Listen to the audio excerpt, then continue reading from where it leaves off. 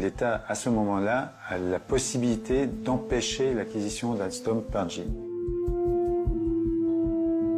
Seulement, Arnaud Montebourg n'est pas seul dans ce dossier. Face à lui, il y a le secrétaire général adjoint de l'Élysée. Le secrétaire général adjoint de l'époque a été Emmanuel Macron. Lui, il ne veut pas utiliser ce décret comme une menace. Emmanuel Macron se déclare favorable à un rachat sans condition d'Alstom par GE. Finalement, c'est l'option Macron qui l'emporte. Le 5 novembre 2014, une fois devenu ministre de l'économie, à la place d'Arnaud Montebourg, Emmanuel Macron autorise la vente de la branche énergie d'Alstom, qu'il présente comme une alliance industrielle.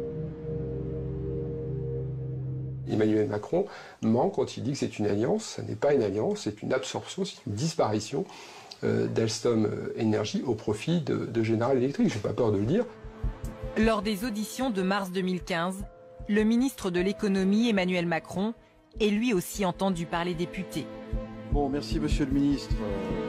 Il va justifier la décision de vendre Alstom aux Américains. Quand on l'a interrogé dans le cadre des auditions à l'Assemblée nationale, à aucun moment il a marqué le moindre remords quant à la solution de fond qui a été choisie. Premier point, donc le contexte de l'opération Alstom General Electric et de l'action du gouvernement. Je le résumerai de manière simple, d'abord pour dire que le gouvernement a été mis devant le fait accompli. Le gouvernement a été mis devant le fait accompli sur ce sujet, mais qu'in fine, l'analyse qui a été faite a été que le statu quo n'était pas une solution viable.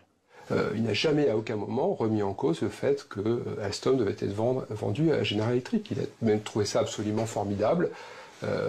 Et donc oui, c'est sans état d'âme qu'il a signé l'arrêt de mort d'Alstom. C'est une défaite cinglante, et pour Alstom et pour la France. C'est une défaite catastrophique. Nous avons été roulés dans la farine.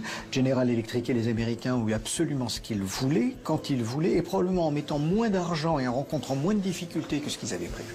L'erreur de l'État français, c'est de ne pas avoir compris, et de ses représentants, c'est de ne pas avoir compris que la guerre économique est une réalité, et que les Américains font la guerre économique.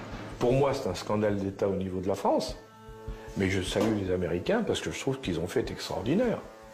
C'est une opération, une grande opération chez les militaires. Ça aurait été une grande opération militaire. L'autre grand gagnant, c'est Patrick Cron. Le PDG d'Alstom quitte l'entreprise avec un bonus de 4 millions d'euros, en plus de sa retraite chapeau de 10 millions. Les perdants, les salariés. En janvier 2016, General Electric a annoncé la suppression de près de 800 postes en France.